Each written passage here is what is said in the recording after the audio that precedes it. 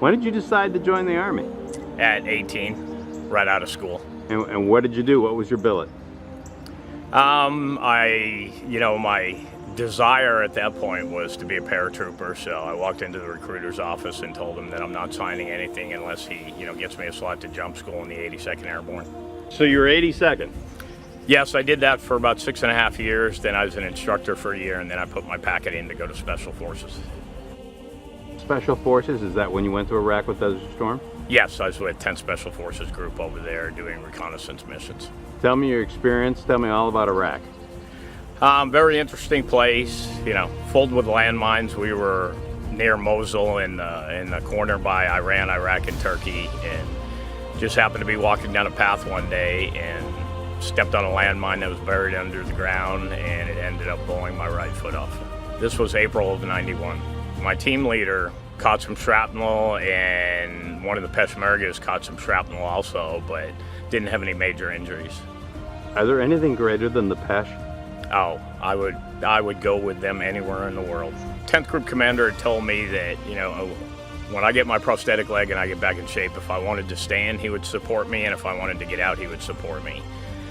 And it took a little over a year to get to the point to where I could max the Army PT test again. And while I was going through physical therapy, my therapist, who was just a wonderful woman, sat me down one day and said, look, I know you Special Forces guys like to go to foreign countries and eat snakes and bugs and, do things to people and then leave. She goes, but you need to think about this. You kind of took her advice, which was probably one of the best things I did, and got medically retired in '92, October of '92.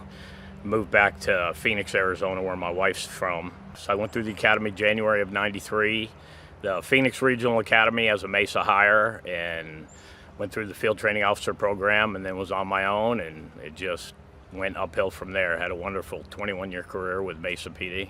I'm a real people person, and so I enjoyed the job itself where, that's all you're doing is talking with people, whether it be taking a report, whether it be investigating suspicious activity.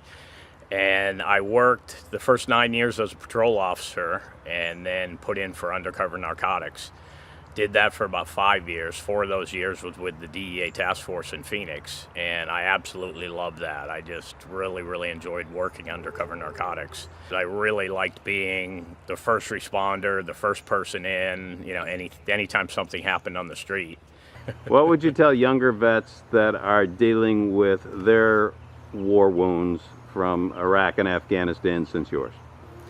The biggest thing is, in my opinion, you have to get out and do things. You really have to get out and do things, connect with other veterans, and, the worst thing you can do is sit around the house and, just not do anything or not be active or just dwell on what happened. You got to get out there and communicate with other veterans, or there's tons of organizations that are out there, helping veterans.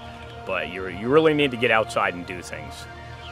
You got one good leg and you got one prosthetic. What are you limited? Do you like sports? Do you like to get out? I love sports. I love playing baseball. Love to hunt, fish. I enjoy hiking out in the woods. And I have an English Black Lab service dog. I take him for walks, and just really love doing a lot of stuff outside. So with the prosthetic, how is hunting and how are the woods? There's good days and bad days. Sometimes the bottom of my stump gets sore. Sometimes my leg gets a little bit swollen and the prosthetic doesn't fit as well, which is just a natural thing that you really can't control. You play the nylon and ply socks game to try to get the best fit. In 2018, Todd Reed became the first ever military amputee to complete the grueling 54-mile Cateran romp in Scotland. There's something coming up that's really, really huge, and it's something that is going to open a lot of doors and enable me to do more things outside, whether I'm having a good day or a bad day, and I'm really, really looking forward to it. Going to Washington, D.C.? Yes, I am. On July 14th, you'll see the next chapter in Todd's life, but you can always be a hero for a hero at independencefund.org.